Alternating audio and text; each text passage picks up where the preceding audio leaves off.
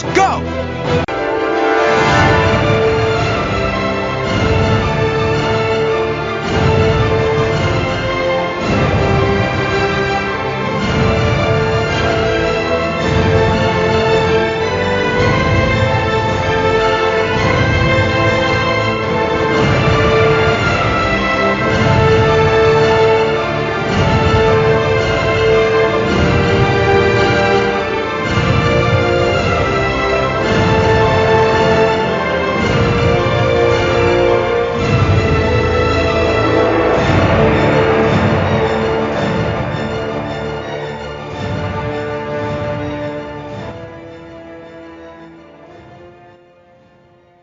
Hello again, everyone. Welcome back to Titan Talk, the Titans podcast.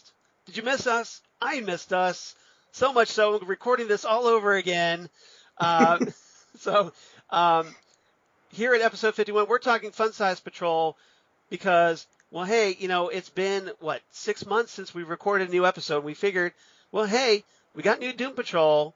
So definitely eager to talk about that with you guys. And also, joining me in this fun little ride as we discuss the 9 episodes of Doom Patrol Season 2, I want everybody please welcome back to Titan Talk, the Titans podcast, DJ Nick from the Whiskey and Cigarette Show, the Gold Standard, the Oscars podcast, Happiness and Darkness, the superhero movie podcast, and I'm sure many other things that I'm forgetting right now, but those are the highlights.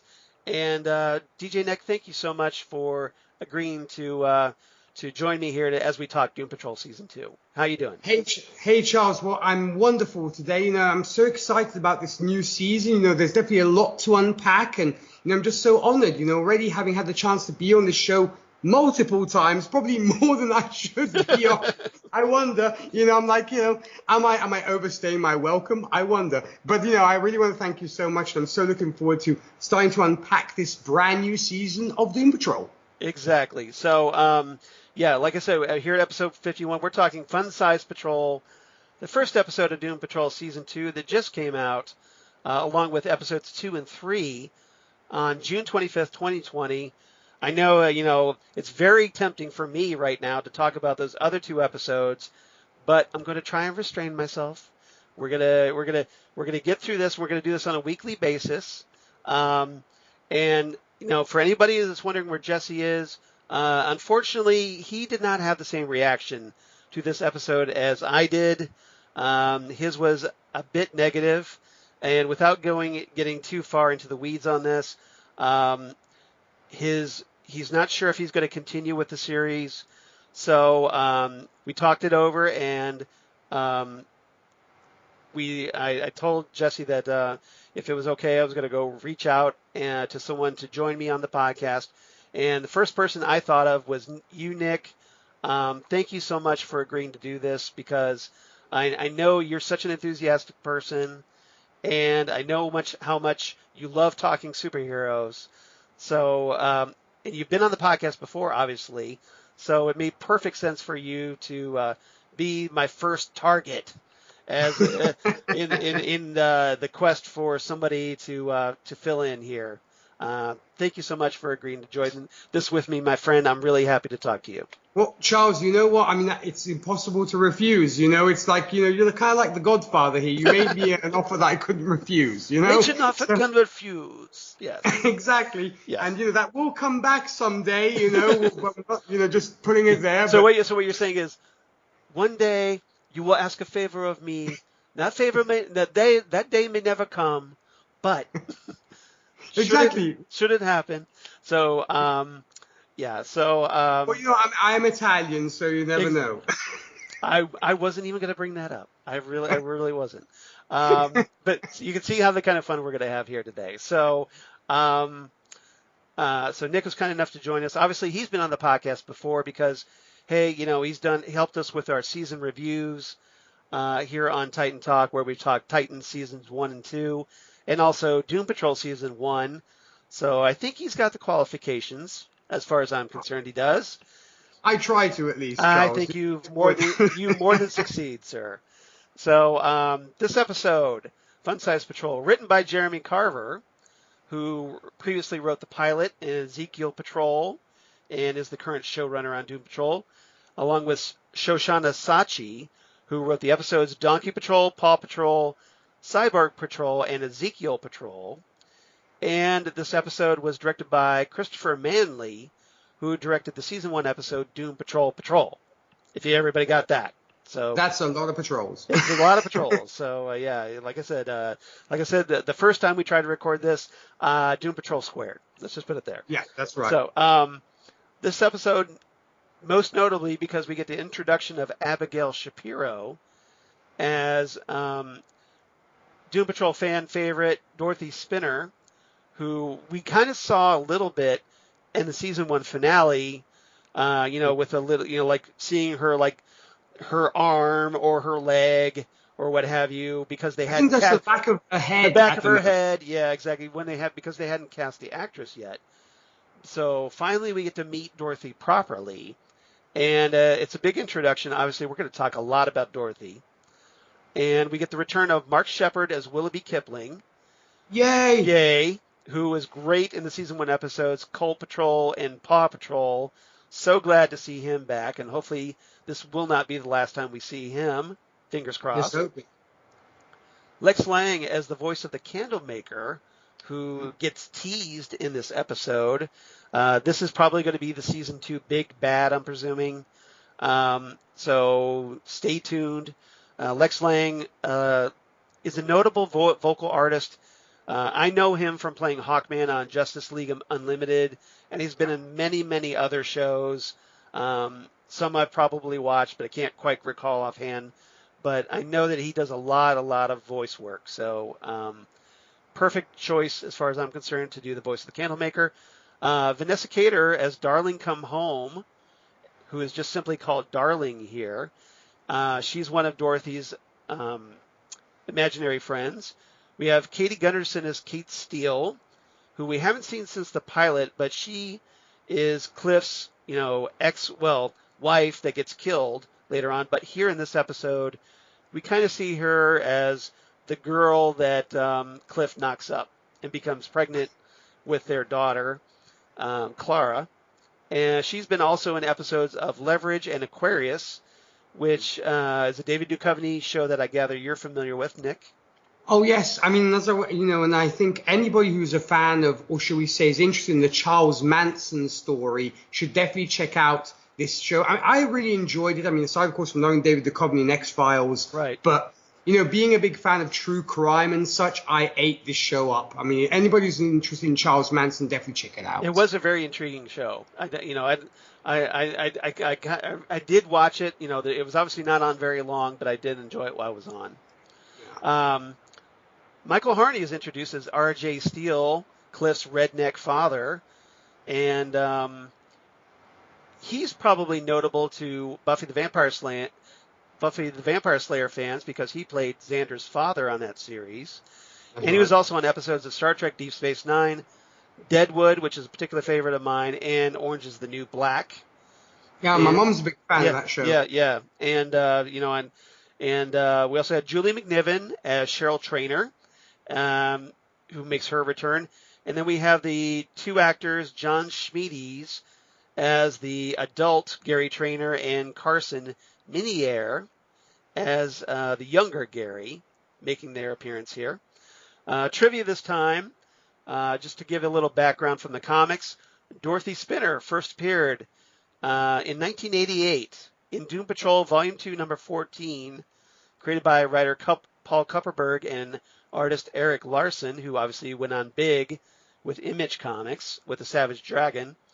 And Dorothy was introduced in the comics as a young girl who was given up for adoption by her mother when, her daughter was born with like an ape face and hairy arms. And because of this, she kind of grew up isolated from society with only imaginary friends to keep her company. But she obviously discovers that, hey, she has the power to bring those friends to life. And that's what puts her on the radar for the Doom Patrol. But no direct lineage to the Chief in the comics. So that's a major difference here on the TV show. So in the comics, Dorothy is not the chief's daughter then, No, Charles? she's not. No, she's not. Oh, wow, okay. Yeah, so... Because I only reached that huge tome that is, of course, the Grant Morrison run. And so I did not know that that her and the chief are not related. Yeah, that's definitely something the TV series came up with. So, so I thought that was kind of interesting to mention. And then a very obscure Doom Patrol character named Horst Eisman was brought up during the exchange between the chief and Willoughby Kipling when the chief summons Willoughby, and Willoughby tries to to get the Doom Patrol back to normal size, but Kipling says, well, hey, I don't have that kind of power, but this guy named Eisman might. And the Eisman he's referring to is presumably Horst Eisman, this very obscure character that appeared in Morrison's Doom Patrol run, where he first appeared in Doom Patrol Volume 2, number 27, as a multi-billionaire arms dealer who collects bizarre artifacts from around the globe, including the painting that ate Paris, a.k.a.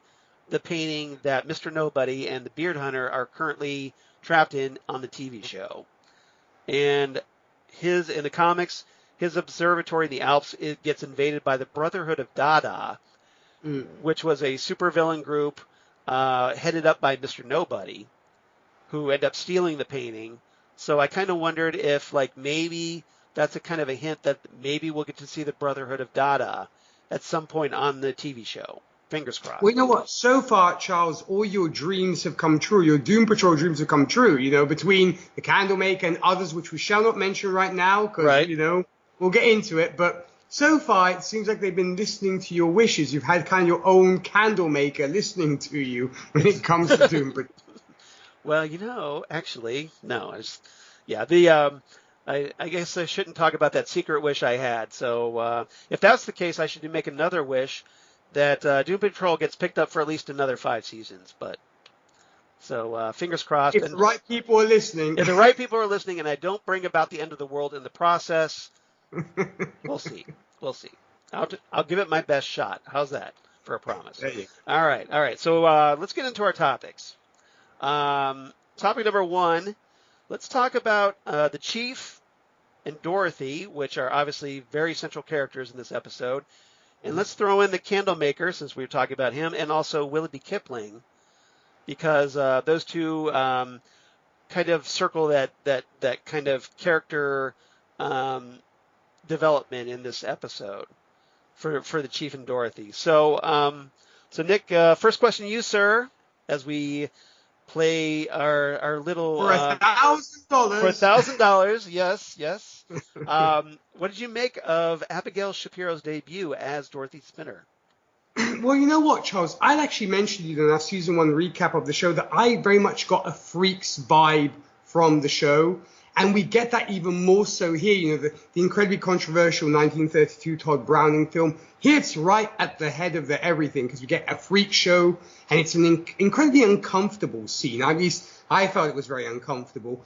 And I must say, singer Abigail Shapiro, she's actually a singer. She's a signed artist and stuff. So evidently she's got some great pipes, and I hope she'll get to showcase these pipes of hers during the course of the show. She does an incredible job, and though the actress is only 20 years old, you could never tell. It's between her performance and the makeup, it is very convincing. Yeah, the costuming, and she I don't know if they're doing body doubles here or what, but she does have that little girl vibe to her, even though, like you said, she's 20 years old. Maybe she's just, I don't know, not as physically developed yet or not, but she, I'm definitely looking forward, if she does have that musical talent that you say, I have to think at some point we're going to see her in Peeping Tom's Cabaret on Danny the Street at some point, belting out some disco classic or something. I really hope so. And you know what? Funny story. She is American, but she has a great British accent. And if anybody's wondering, because I tend to pay attention to these faux accents and non-faux accents. She sold me. And apparently the story is she learned it from the Harry Potter movies. Well, and I say more power to her. She apparently sat down and watched the entire Harry Potter series of movies. And that's where she learned to enunciate. Because she also had apparently put the false teeth in and stuff and tried to enunciate. But we have to think she's also wearing prosthetics and false teeth. Yeah, the appliances. Yeah, that has to be very difficult, especially if you're not speaking with your normal accent. I have to think she was probably watching a lot of Emma Watson as Hermione, studying her performance, because that's the kind of vibe I got. That was actually one of the questions I was going to ask you, Nick, was what you thought of her English accent. I know. I was convinced she was British. That's how sold I was. Well, that's good. That speaks to her acting ability, because obviously, especially when you're paired in scenes with Timothy Dalton, you really have to be able to carry that off, or it's going to come off as even more noticeably phony if you can't. That's right. Because of Dalton's strong accent, that if by comparison you've got to have that at least in the ballpark range, that level of authenticity, or it's not going to seem genuine. But you know what? It's interesting that it's almost easier, I've noticed, for American actors to fake a British accent, aside, of course, from his name is Dick Van Dyke, doing a terrible British accent in Mary Poppins. We have to apologize. We as Americans continually have to apologize for Dick Van Dyke in Mary Poppins. Even though, as much as I love Mr. Van Dyke, I mean, he's a fantastic actor and everything else, but, obviously you couldn't buy Dick Van Dyke's accent, but for the most part, Americans doing British accents, it tends to work, compared to Brits doing American accents, as we've seen multiple times in Doctor Who episodes, they don't work. Yeah, I think the reason we don't see many American characters on Doctor Who is just for that reason. That apparently you wouldn't think this, but apparently an American accent is tougher than a English accent. But there we are, apparently. It's very, very weird. Exactly. But yeah, kudos to Abigail. I think she has a great performance here. I think she's very earnest. She's very positive. You notice even with all the adversity that she goes through, and we do see a lot of that, especially during the carnival scenes where she's trotted out in a cage as the eight-faced girl. Even with all that, she still tries to have a sunny attitude and a very upbeat attitude. And even when people around her are like Jane or Cliff or somebody snapping at her, she still wants to be their friend. And I think she keeps that happy-go-lucky vibe, right, or tries to keep it anyway. And I think a lot of people would probably find that annoying, but I don't get that from Abigail Shapiro's performance at all. I think, that's who Dorothy is, and that's who she is in the comics. Just that kind of very nice person. And I'm really glad that character trait was brought into this TV series instead of giving her a much more jaded, darker outlook.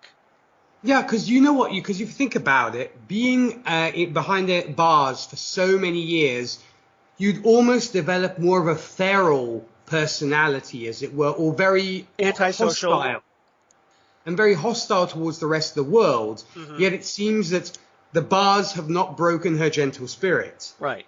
Now, she does, she is apparently stuck in this form over several decades, and I'm sure we're going to get much more of a background of why that is in later episodes. But Dorothy is who she is on the surface. She tries to be. Now, it doesn't mean that she doesn't have her own darkness, as we'll see with the Candlemaker, and especially kind of at the end of this episode where, she's lying in bed after the chief has kind of tucked her in for the night, and the Candlemaker kind of drops this little bombshell that, oh, hey, your father's dying. And, it tries to convince her to make a wish. I was actually going to ask you, Charles. Yes. I don't know how much of a Wes Craven fan you are, Because a little bit, yeah. Because I got very much a Wes Craven's Wishmaster vibe from this. Okay. For I'm folks not familiar with it, but why don't you explain that? No, well, because Wishmaster, it was a 1987 Wes Craven film. Once again, no surprise, starring Robert Englund, not as Freddy Krueger, but, just like Tim Burton loves Johnny Depp, Yep. Wes Craven loved Robert Englund. Right. And the concept of Wishmaster is pretty much kind of like the Candlemaker's modus operandi, as in the Wishmaster is a djinn from the Far East who grants wishes but with disastrous consequences. So almost like a monkey's paw, where you regret Faust, if you will. Yeah. So with where you end up having serious regrets over the wish that you made. Yeah, or you make a certain wish, and of course there are all the consequences behind it. Kind of like, I suppose, one could almost compare it to Rumpelstiltskin in Once Upon a Time. Where you kind of, magic always comes with a price, which is a phrase I absolutely love, and I almost kind of swear by because it's a fantastic phrase. Right. But I guess that's the concept behind Wishmaster, and I very much got that Wishmaster vibe with the Candlemaker. And be careful what you wish for, especially when the Candlemaker's involved. Yes, that is definitely true. Because yes, the Candlemaker, surprise, has his own agenda, as anyone who's read the comics knows. But I won't spoil it here because obviously we've got a lot of episodes to talk about, and I want to let that play out on its own. I'm not gonna ruin that for people. So. You tease you. Yes, I am. Yes, I am. I'm all about the drama there. All right. So we did get a little bit of the Candlemaker. Now the Chief, meanwhile, his relationship with Dorothy obviously is very complex, as we learned in season 1.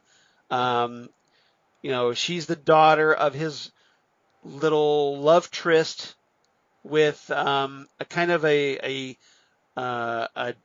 devolved human that more kind of almost like a Sasquatch. A Sasquatch, yeah, that kind of. I mean, I don't want to seem mean, but that's the impression I got. Yeah, exactly, and there's actually like a very humorous exchange where Cliff and Jane that we can talk about maybe during our quotes. We will get to that. All right, yeah, as we saw in season 1, the Chief has this very interesting tryst with this very hairy kind of Cro-Magnon faced. I suppose you could woman. say, primitive. Yes, primitive. But she also has these extreme psychic powers, and those powers have obviously been passed on to Dorothy. And based off what we're seeing so far, especially with the Candlemaker, that the Chief is very concerned about those powers. So much so that he kind of kept Dorothy hidden away on Danny the Street, and for several decades. And now that they're together again, the Chief is, being a parent to her. And it comes at a time when everybody else in the Doom Patrol hates him so much because of the big revelation of the Chief being responsible for their creation and all their various accidents. So, what did you think of the Chief, his relationship with Dorothy? Do you feel it's genuine, or that he genuinely cares for her, or do you think it's just another, the Chief being having his ulterior agenda? You know what? It's always difficult to tell with the Chief because now knowing what we know, right? You never know what's actually hiding behind the next door. I want to think in this case, I'm kind of going in here with some naivete, thinking that he does love this girl, because if you think that everything he's done has been for her, and the fact that he wants to do other things, which we will get to in future episodes, is all because of her. And so I think there's some there's concern, there's love. I mean, not to mention the fact that whenever one of the members of the Doom Patrol try to either insult her or make fun of her, he's immediately there backing her up. Right. And so I have a feeling that there is genuine love. But, what we actually got here with the Chief in this episode is you can tell he's incredibly tormented by what he has done to our heroes. And I think he is trying to do everything in his power to make things right. And I don't know about you, Charles. I mean, I know that you're watching City of Angels, but yes. Going back to the series that spawned City of Angels, Penny Dreadful, I very much got a Malcolm Murray vibe in this episode. Because Malcolm Murray, to not give it too much away for folks who want to watch Penny Dreadful, is also an incredibly tormented character for things that he has done. And played by Timothy Dalton, yes. Exactly. Yeah. And that's why I think Timothy Dalton does a fantastic job at playing this style of tormented characters, which have a lot on their backs and that they're carrying with them. And that's why I got the Malcolm Murray vibe. I'm not the kind of guy to bear a grudge, but in this case, I am kind of still with the Doom Patrol in finding it hard to reconcile what they now know with how they devoted they were to the Chief. And I think it will take a great while for them to forgive him. So do you think that the reason the showrunners decided to make Dorothy the Chief's daughter in this series was they knew this revelation would come out, and they needed to make the Chief at least a little bit more sympathetic as a character? I think you make a good point there, because you and I were talking off air, because you were telling me that in the comics Dorothy is not the Chief's daughter, right? And it's purely done for the show. And I think it actually might be a plot point to where they want us to feel some sympathy for this guy, because I think most audience members, unless, they have whatever, they probably are with us saying, how can you have any love for this guy? Right. And I agree with you. I think it might be the fact of saying he did what he did, but he's doing it because he loves his daughter so much. And it's a proof of how the lengths a father will go to for his daughter. So I think that's the main reason, is maybe sympathy, but also the fact of, because we also get, and we'll get to it, I'm sure, the parental relationships, and a lot of parental relationships in this show are not the best. No, yeah. No, and that's kind of, and that's a key theme to this show is that that the Doom Patrol comes to realize that, well, all their natural relationships are horrible, and they end up having to rely on each other as their true family, because they've either been disowned or left for dead or what have you, that or treated so horribly that they're almost forced to rely on each other as a support system. And I think that's why adding Dorothy here at this point helps to sell that, at least especially as far as the Chief, because as you said, by this point, after the revelation of him being responsible for their powers in their creation, that there's no logical reason why you should want to like this guy, or at least continue to support him. But now that you see his concern for Dorothy, how he, like you said, anytime somebody comes after Dorothy, even in a slightest trivial way, he's right there to defend her, because, hey, he's her father. And what father, you would want the Chief defending his daughter, right? So it kind of makes the Chief, I think, a much more complex character. He's not just like, at least, so far as what we've been presented with, that he's not just this man looking out for his own agenda, his ultimate goal. We're presented here with the idea that, yes, he did what he did for his daughter. The accidents were caused because he wants to live one day longer than his daughter. That's right, exactly. But you know what? And funny enough, the fact of parents always be there, such terrible parents in this show, for some reason it made me think of Roald Dahl's stories. Because anybody who's read a Roald Dahl book, the parents are either dead or they're terrible. Right. And I think if Roald Dahl had been alive and could have written for DC Comics, or would have been able to do something in the TV, where I actually think he did do something, but he would be great in this kind of thing, because it's very Dahl-esque, as it were, when it comes to parenting. And you came this close to saying Dalek. I know, exactly. Yeah, the Whovian in me was like, is it Daleks or Dalesk? Yeah. Daleks. Yeah. I just thought it was amusing. Willoughby Kipling. We haven't talked about Willoughby yet. He makes his return. Obviously, we were both very excited about this because he was so great in season 1. The Chief, and as Whovians as well. And to have it, there's that Doctor Who connection because obviously he played Canton Everett Delaware III on Series 6 of Doctor Who, and was fantastic at that. Obviously, Supernatural fans know him from Supernatural, so I don't really have to explain him. I shouldn't have to.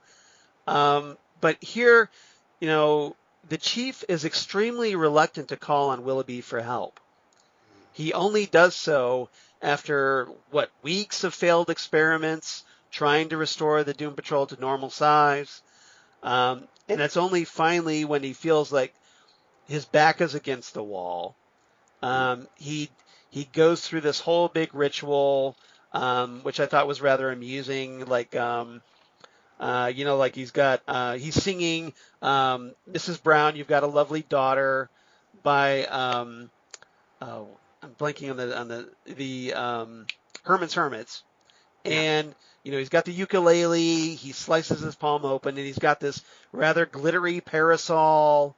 And I almost expected him to do like a dance number in his wheelchair to make that happen.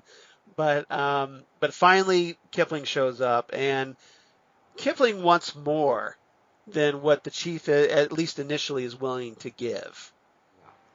And there's a price. As you were talking about magic having a price. Well, this is, again, another instance where we're told magic has a price.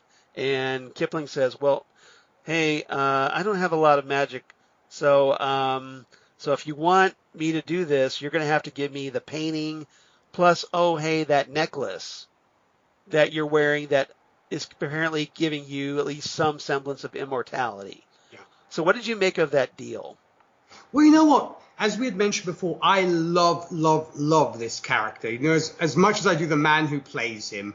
But you know what? Because I was actually thinking to myself, is he being curmudgeonly, cynical, and downright douchey with the Chief? Yeah. Or is it because those are the laws of magic, and you have to have a powerful artifact in order to do this? So I don't know, because it almost seemed to me like he enjoys seeing Niles squirm, kind of having him at his mercy, because it almost seems like he's taunting him when they meet up. He's like, I love to see you sing, or I love to hear you sing and stuff. So I don't know whether he's just, like I said, a douchey chap, or whether, it's just the laws of magic. It was hard for me to tell.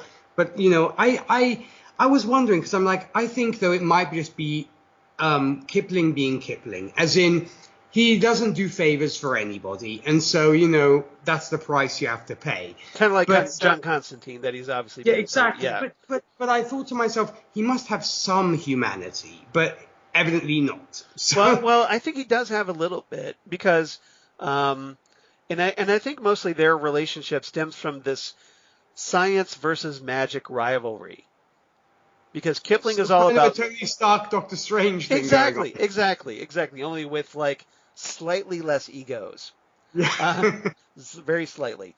As we talked about on your Happiness and Darkness podcast, free plug there. That that natural butting of heads. Willoughby is all about the magic. The Chief is a scientist, and ideologically, that's where they remain. So I think they kind of enjoy needling each other. And if you notice later in the episode, they share a drink. So they obviously do have at least a fondness for one another. It's not just, I need you for this, and that's all I wanted, that's all I wanted, get out of here.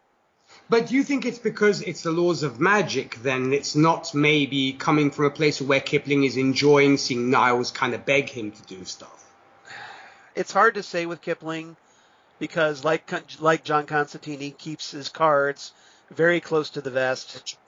But he does make the comment that he says, look, you're not going to get me to say that I'm your friend, but the attitude that he has is like, look, I actually care about what happens to you, so you can rely on me for help if you need it. Yeah. No, because he's kind of making eyes at his amulets, kind of Yes. saying, almost a shiny Yeah. kind of Well, eyes. he's going to give him the attitude though, also of like, are you sure you want to do this? Because you're giving up an awful lot here. You're giving up your extended life. And also, we don't know whether Kipling might actually have clairvoyance as well, and might be able to predict or see the future. Right. Now, of course, the big twist to all this is that as the Chief and Dorothy are having that conversation, or excuse me, as the Chief and Kipling are having that conversation, Dorothy overhears it. That's right. And that's where she learns that what her father gave up to get the team back to normal. Yeah, that's right. Yeah, in fact, then she's the one kind of carrying it, and it Right. will carry over in future episodes. But of course, we won't get into that just yet. Yeah. I'm guessing by your tone that you've watched the episodes 2 and 3. Maybe. Yeah, I was kind of in the same boat. I know. It's very tempting. I might have gone ahead and read ahead, as they say. Yeah. So I'm kind of I have to confess, I did the same. So for everybody out there that doesn't want those spoiled, we'll try very hard not to spoil what's coming up. So, yeah, we will enforce some restraint here. We'll do our best. Exactly. All right. Anything else about these characters? No, I'm good. All right. Let's move on. Let's talk about Cliff and Jane for a moment. Mm-hmm. Obviously, Cliff not taking the revelation very well. Neither is Jane. And we kind of get the hints of where their character arcs are going to be going this season, because we get a little flashback with Cliff. His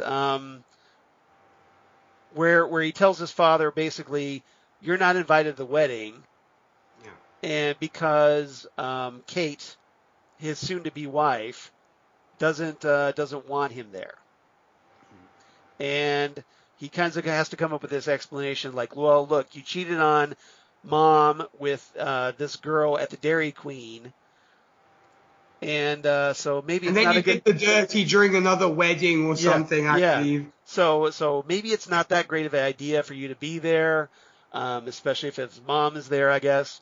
But the chief, or excuse me, Cliff's father obviously has a very different reaction, and then that he lashes out and says, look, you need to be your own man and stop having Kate tell you what to do. Yeah. And so what did you make of that little blow up that Cliff and his father had? Okay, well, I will say to a certain extent, at least in that scene, it did seem like Cliff was a little bit whipped by his fiancée, wife, what have you. Right. Because he seems incredibly spineless in that moment. Because we've seen him in other, pre-Robot Man. We've seen him very much be his own man, not caring about what anybody thinks. But it almost seems like he's almost subservient to this woman. Because otherwise he's like, I'm the man, nobody tells me what to do. And and he kind of becomes that because he ends up cheating on her.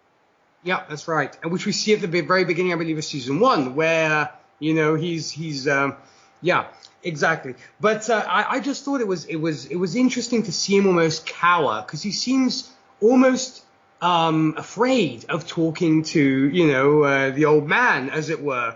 But I like that flashback, and I think it was interesting. We got a few flashbacks in this episode, and we will get to the other ones that we got. Right. But it was very odd to see Cliff not being so kind of, his own man, as it were, because as Robot Man, he doesn't care what anybody says. He'll do his thing regardless. Right.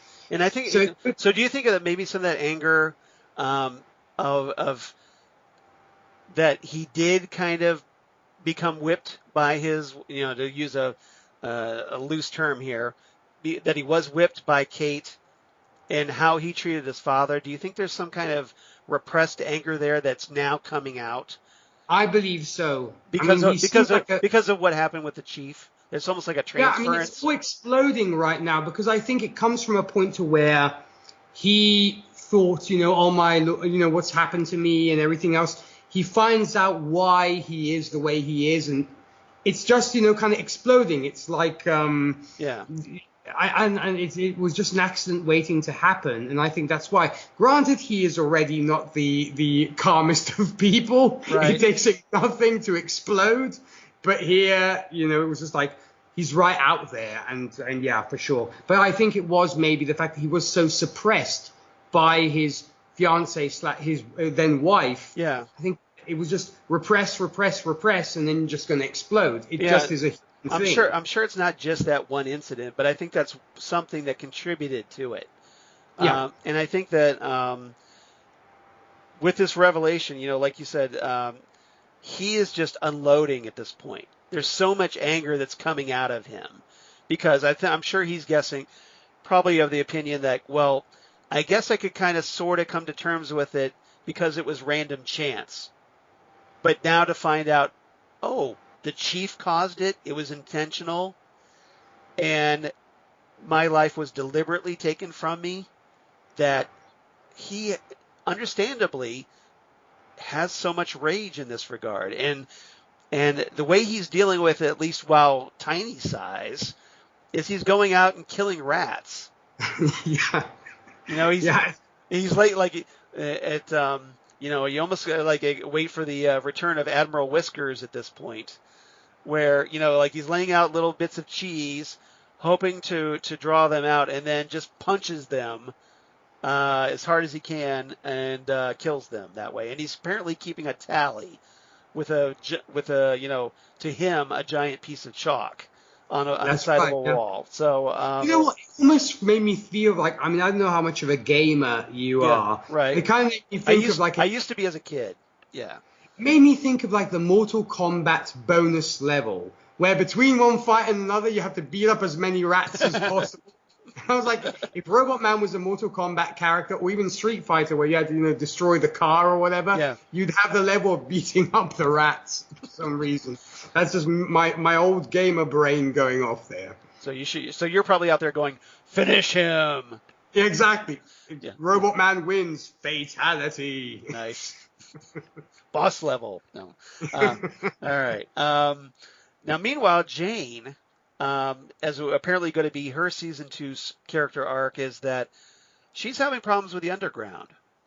Her personalities are getting together, and they're not happy because Jane is essentially drugging herself into oblivion, and as a way to kind of well, Cliff's reaction is to lash out and be angry. Jane's reaction to the revelation is to like, I want to just numb myself with drugs.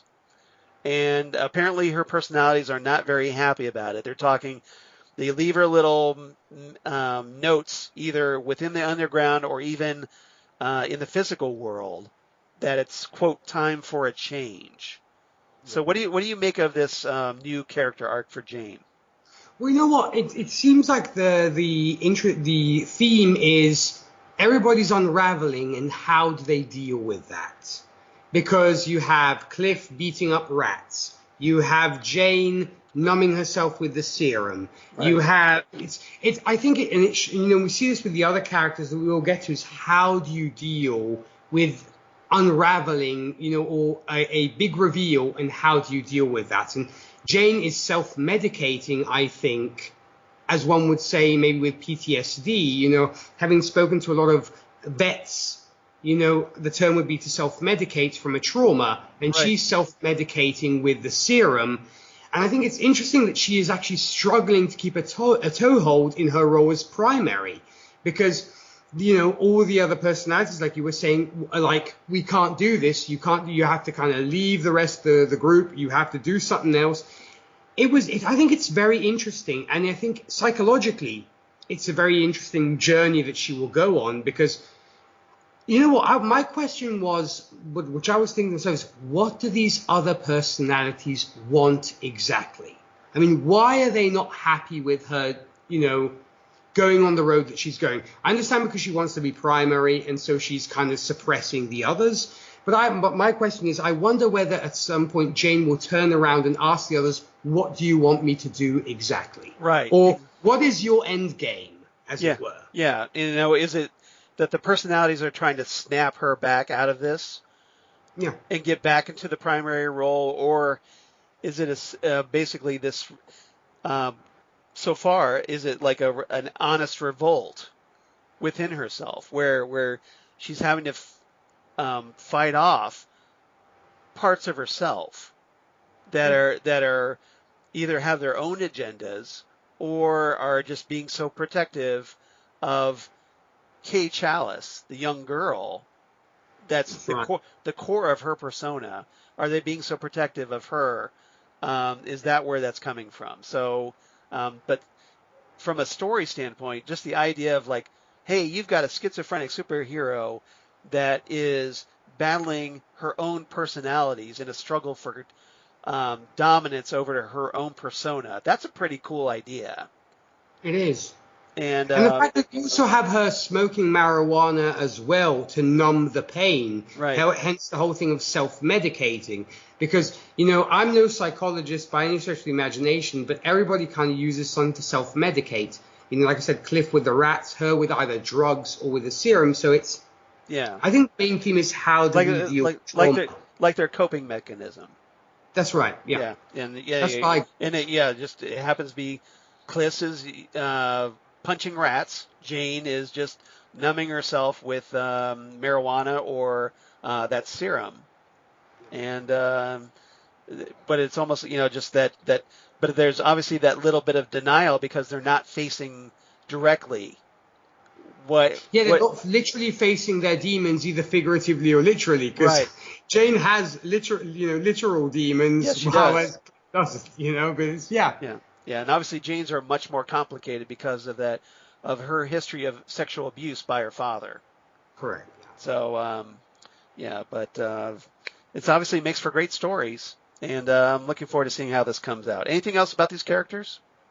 No, I mean, what I thought was interesting was how it morphed from a parental relationship into a buddy-buddy relationship. Because in the first season, you can see that Cliff literally takes her under his wing, as it were, as a surrogate daughter. Mm-hmm. Whereas here, they are much more buddy-buddy. Because she's happily smoking on the biggest joint in the planet, and he's kind of sitting beside her, and they're talking about the most trivial of things. But I was like, they're no longer father and daughter. They're like two friends at a bar talking about ridiculous things over a drink, or in this case, over a joint. So that's what I thought was an interesting how their relationship has changed. Yeah. I mean, if I recall correctly, in season 1, Jane confronted Cliff about that. She didn't want to be the surrogate daughter. She didn't want to be She didn't want to be the surrogate daughter, and told Cliff as much. So now, like you said, their relationship has evolved into now it's more of like a friendship, and possibly more. We can see obviously where that goes, but they obviously do care for one another, even though they're both such angry people. Yeah, and they find a common ground in their anger, because they both have something to be mad about, which is the chief, right? Which is the common ground, and hence why they are. Yeah, it gives them something to bond over, really. Exactly. It's like, I hate the chief, so do you. Come on, let's chill together. Exactly. Let's talk about it. Exactly. Let's just we'll light one up and kick back and let's just bag on him for a while. So yeah. Exactly. All right. Topic number 3. Let's talk about Rita and Vic a little bit. Rita, apparently her character arc this season is going to be, I want to be a superhero. How do I make that happen? And this is something I think a lot of Doom Patrol fans have been waiting for, because after she spent a lot of season 1 not in control of her powers, feeling sorry for herself, and that we want to see her as a more active participant in the Doom Patrol, fighting the bad guys, being that Elasti-Woman that we know from the comics. So in that she's apparently reaching out to Vic and looking, because obviously Vic is the more established standard superhero as Cyborg, and looking for him for advice. So he's kind of sort of overseeing her development here. So what did you make of that new character arc for Rita? You know what? First off, I think it's really interesting that these are the two that are keeping it together the most and not coming unwound, which is almost ironic, seeing that Rita's main problem was keeping it together as Elasti-Woman, not kind of melting. Yeah. And after the revelation, she's the one who's keeping it together. And I thought that was a very interesting, almost kind of on the nose a little bit, but maybe it was just me seeing it that way. Right. But she definitely comes out as one of the stronger characters in this episode, though you can still tell she's very much full of self-doubt as she's struggling to learn how to apply her powers to become a superhero, because we see her doing all the hoo, ha, etc. kind of thing, but she's not able to extend and use her powers. But of course, like you were mentioning, who's she going to choose as her mentor? Of course, Cyborg. Right. But once again, talk about the common ground, because she is struggling with her issues. He's struggling with his, and we will, of course, when we get to episode 2, we'll see more of that. Yes. But I think it's an interesting pairing. I don't mean to cut you off. I'm sorry. No, go ahead. That Rita and Vic, obviously in season 1, they didn't spend a lot of time together as characters, because Rita was spending so much time with Larry. That's right. She tends to mother everybody. Yeah, that's what I mean. Yeah, and that's a bit, essentially it was primarily Rita and Larry for most of the first season. So I like the fact that they're changing things up a little bit. And while Larry's off doing his own thing, which we'll talk about here in a minute, Rita, to shake up the dynamic is they came up with a way to move her character forward and also have her interact with someone that she really had very little connection with in the first season.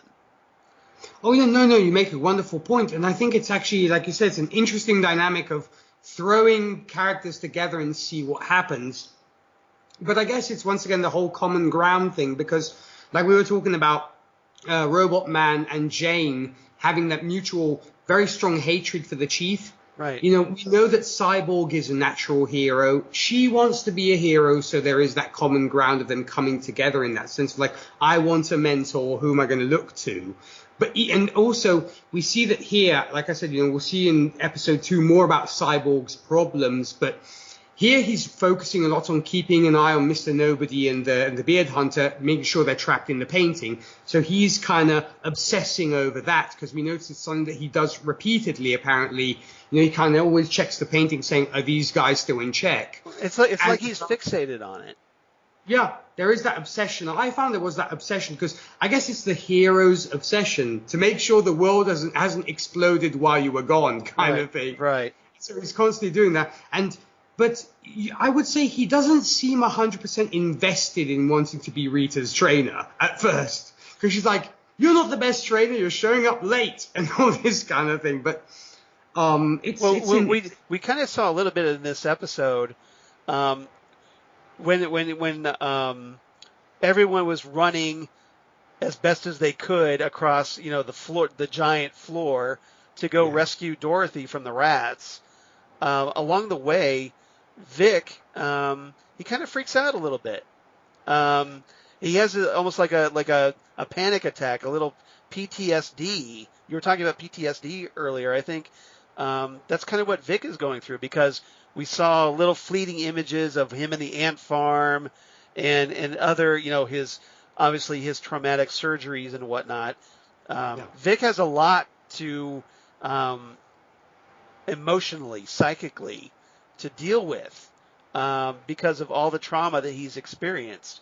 The fact that his body, over half his body is gone, like Cliff, and also, just the other things that he's been subjected to over time. So he's struggling with this, and Rita is looking out for him. And it almost becomes, this little bit of disappointment for her when she's out there in the garden she figures out how to elongate her arm and grab what I call a weeping angel statue Yeah. in the garden. And she's so excited about it, she wants to run right back in and tell Vic what she did, but he's moved out. That's true. And it's this big kind of a letdown for her. But it's kind of interesting to see those two, how they've developed this relationship already in just this one episode. Yeah, I mean, and you know what? And I hope that they will maintain that, because it actually is an interesting relationship to keep an eye on, and I hope it won't be just kind of a flash in the pan, as it were. Yeah, and obviously, as a comic fan, I would love Rita's to kind of up her game as a superhero, because I want to see her become giant-sized, like we know she can be in the comics. Well, definitely, yeah. We saw her kind of tiny-sized already because, hey, they've been shrunk down, but I want to see the giant version of Elasti-Woman. Agreed. I think that would be a lot of fun. All right. Lastly, let's talk about Larry and Gary, and I'm sure that was intentional to have their names be similar. So Larry, he's apparently his character arc this time is to focus on how horribly he treated his kids before his accident, and the ramifications of that. So we have the negative spirit bringing up memories for these awful memories of where they're like Larry's son comes in with this model of the rocket that he's going to be, the X-1 that is going to be taking up into space. And because it's not exactly technically perfect, Larry grabs it and is like, look, this doesn't belong here, snaps one of the wings off, is like, look, well, let me just, let me put it on, no, screw that, come back here and then we'll do this right the first time or the next time in the morning. Mm-hmm. And his wife is very upset because it's like, well, as far as there's his son was concerned, it was perfect already when he gave it to him. And so his negative spirit is kind of like forcing him to confront that. And it shows how much baggage Larry still has to deal with. Yeah. And what was your reaction to that? Well, you know what? Granted, we will get more of this story in Time Patrol, kind of looking ahead. But what we see here is that Larry was not exactly the poster child for parenthood, talking about bad parents. And rather than encourage his son, he tended to, I'm not saying put him down literally, but kind of, because if I had been Gary, I would have felt a little bit put down. And I did feel that the scene in which, Gary presents Larry with his model of the rocket ship was my heart was broken when I saw that, because it seems that Larry is a bit of a douche, because he's kind of criticizing the model, which is supposed to be a gift for him. And, from his kids, yeah. I don't think he's doing it to be mean, but as I mentioned, we can tell he's not exactly either the best father compared to, we were talking about, the Chief and Dorothy. And I just wonder whether it's just, I don't know if he's being just a douche because he's a douche or because he's nerdy that way of, it's not exactly precise, let me put it together and stuff. So that was a little bit upsetting, to be honest.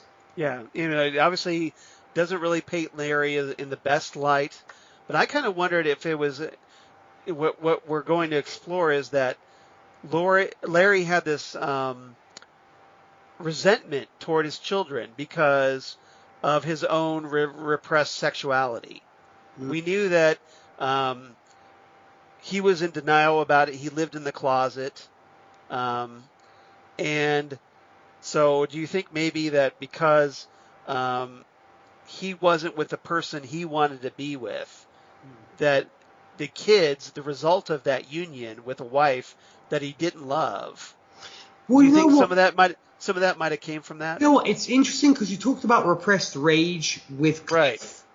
This might be another case of repressed rage and frustration of, like you were saying, I can't be with the person I love, hence I'm going to explode in the face of somebody who might, and unlike Robot Man, where he's kind of exploding in the face of somebody who deserves it, in inverted commas. Here, I think one could almost say it's a case of kicking the cat. You know what, I'm not happy with the current state of affairs. I don't want to be married to you. I don't want, and as these are the children we had together, I associate them with you, and hence I don't love them or like them.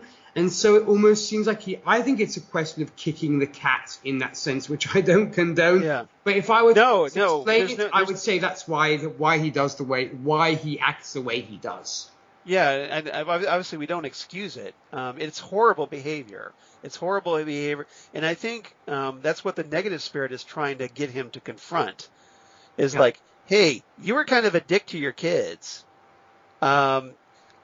Maybe you should try to address that. And it comes at a time when Larry's son Gehring, who is now this adult apparently suffering from depression, is preparing to kill himself, and he ends up doing that.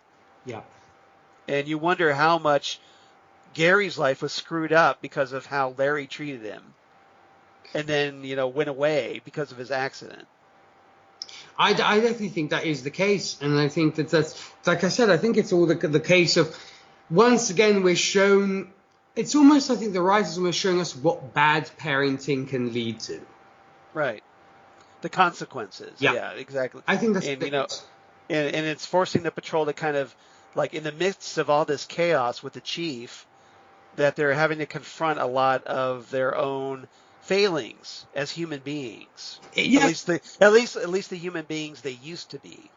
Yeah, because it could almost be okay, you're mad at this guy for turning you into the people you are now, but almost like before you throw the first stone, look at yourself as well. Yeah. The old adage, he who cast the first stone, or that whole thing. So yes. Yeah. Yes. Exactly. All right.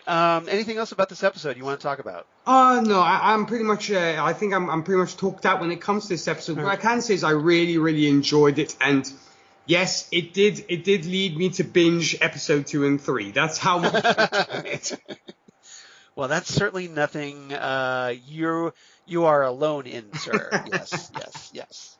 So I guess that's a good sign that we like this episode so much we couldn't wait to watch more. So, yes, and I'm sure that's what they were, and I'm sure that's what HBO Max and DC Universe were hoping.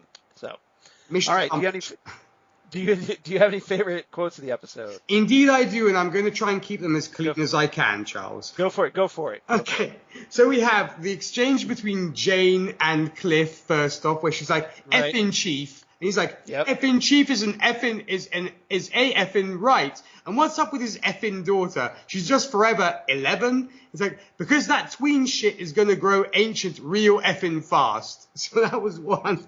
The other ones that I like was between, actually, we're talking about it, Larry's wife and Larry was, when she says to him, it was a present to show how proud he was of his dad. And Larry's like, and now his dad is going to teach him how to do it the right way.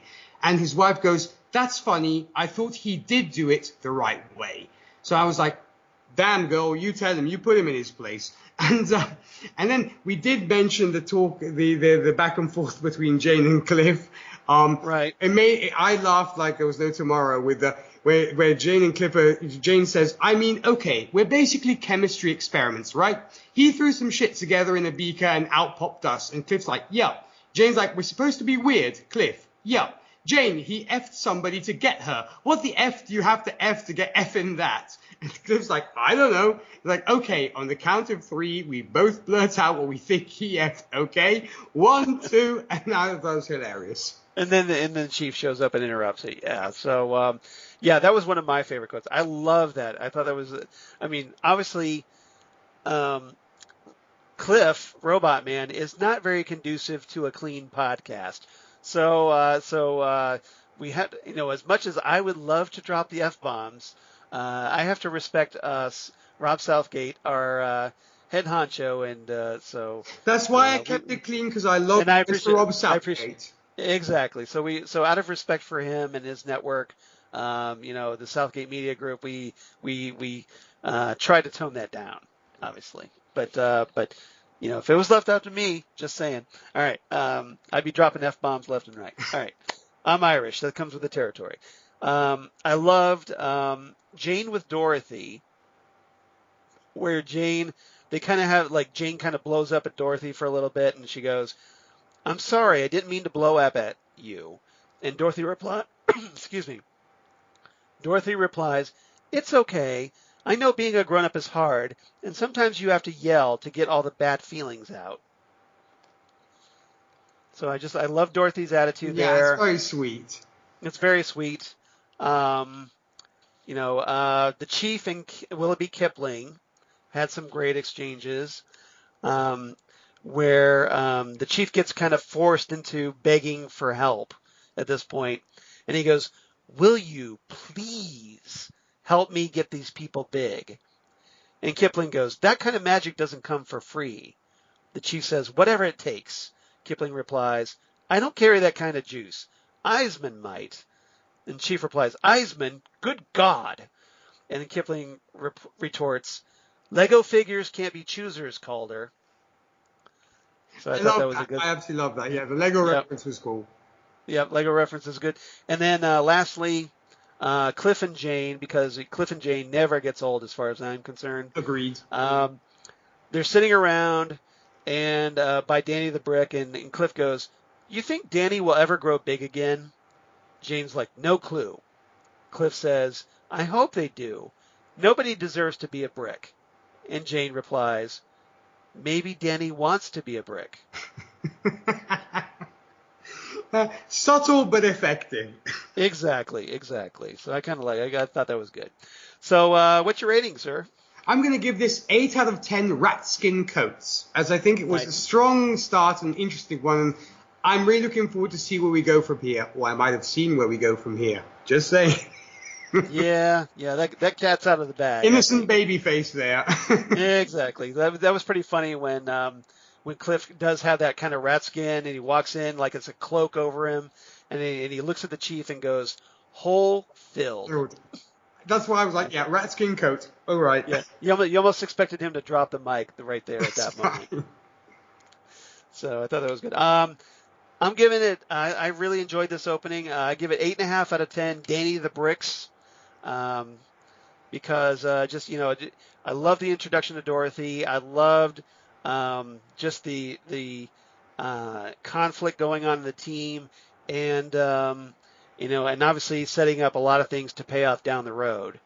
And I think it's going to be a very promising season.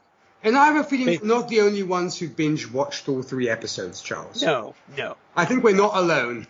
Yeah, if you have the restraint, kudos to you. You're a stronger person than I am, or Nick is. Exactly. So yeah, exactly. So kudos to you for your willpower. Like we salute in that regard. You should be a Green Lantern with that kind of willpower. That's right. Exactly. All right. And you people. Now we did get really quickly. We did get feedback that I want to read out.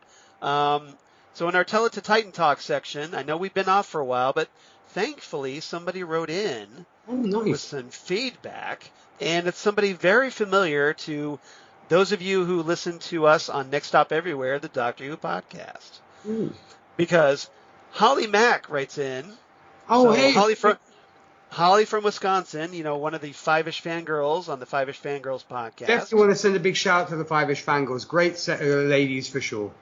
Exactly. Highly recommended by both of us, I'm sure. Yep.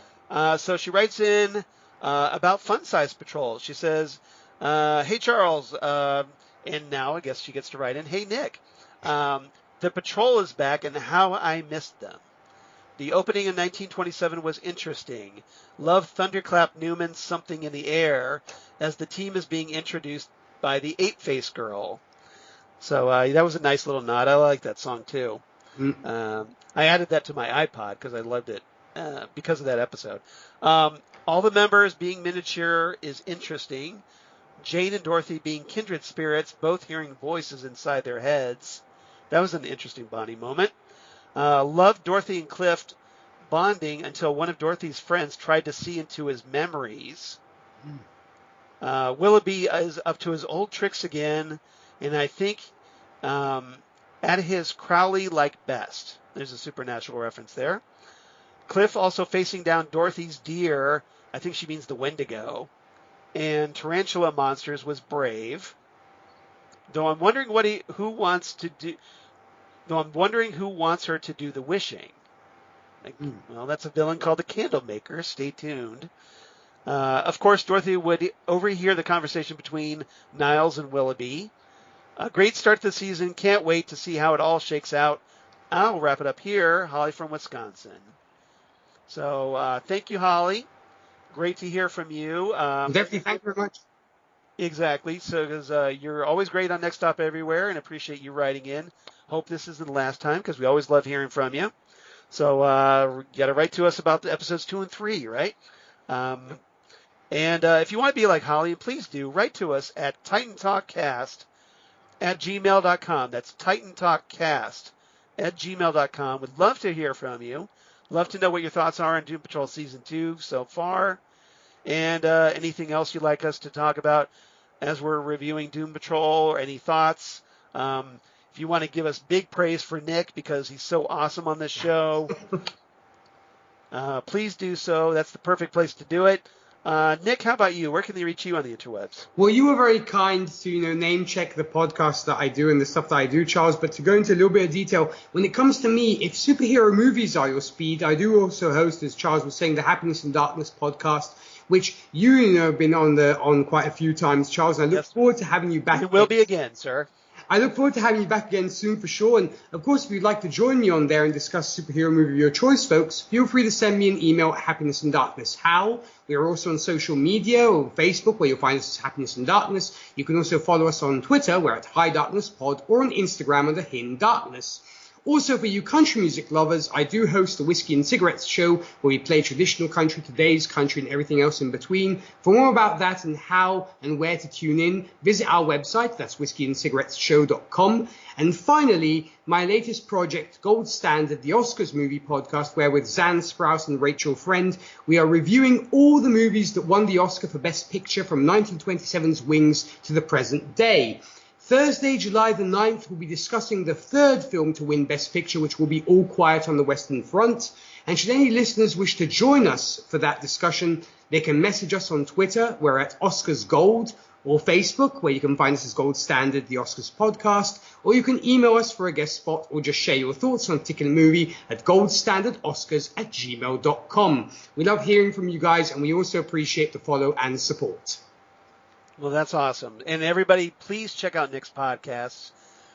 He was very kind enough to help us out here on Titan Talk, and I can think of no better way than to return the favor. And if nothing else, you're going to listen to some great podcasts. And now that he is becoming really heavily into the podcast, and here I am, he's so busy, and then here I am reaching out to him and trying to get him to do another one with me. So I really appreciate it. Nick, thank you so much. I really appreciate the help. And as for me, you can reach me on Twitter at Charles Skaggs, or Instagram at Charles Skaggs, or my blog of geeky things, if I can get the thing to work here. There we go. Come on, you. Damn good coffee. And hot. Damn good coffee and hot.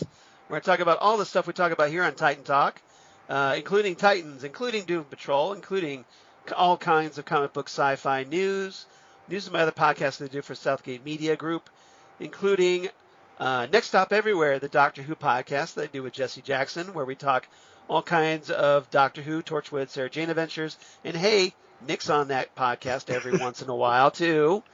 So check that out. The Phantom Zone podcast that I also do with Jesse, where we talk, right now we're talking Stargirl, the DC Universe, and CW series, starring Breck Bassinger as Stargirl. It's been a nice little fun show. Essentially what I call Courtney the Injustice Slayer. It's a great little superhero show. Great show. And then, Ghostwood, the Twin Peaks podcast that I do with Zan Sprouse, wife of comic book artist Chris Sprouse, where we talk about all things Twin Peaks, David Lynch, and a ton of pop culture references. And we always have a ball doing that. And so much so, Nick is like, that's who needs to be on my Gold Standard podcast. Yep. So, that's where I found her out. You know, it's like, yeah, this girl's got talent. Yes, she does. She does. So much so that, she puts me to shame. But you can't ask for a better co-host, apart from, of course, DJ Nick and Jesse Jackson. So, exactly. So, everybody, thank you so much for listening. Next time on Titan Talk, we're going to be talking episode 52, Time Patrol. And that's TYME, which is, of course, the second episode of Doom Patrol Season 2. Obviously, Nick and I, we kind of already watched it. But, if you probably already watched it, too, because it's so great. And so if you enjoyed it, and I hope you did, come on back next week as we talk Time Patrol. Nick, any final thoughts before we sign off? No, all I can say, Charles, it was a blast, and I definitely look forward to discussing episode 2. You know, thank you so much for the opportunity. It's just wonderful to talk about this new season. So thanks again, and definitely look forward to sharing thoughts when it comes to Time Patrol. Definitely. And like I said, Nick, thank you so much. You really helped us out. You're always welcome here. We know we've talked about that. You know, like, I love talking to you. I had so much fun talking to you about this episode, and I can't wait to talk about the other episodes with you. I had a ball, and I hope everybody else thought so as you listen to our podcast here. And otherwise, everybody, thank you for listening. Hope you come back. Hope you write in. And then come on back next time for episode 52, Time Patrol. It's going to be a lot of fun as we meet Dr. Time and go back to the 70s and get our roller skates on to do some roller disco with Donna Summer right here on Titan Talk, the Titans podcast. Goodbye, everybody. Bye.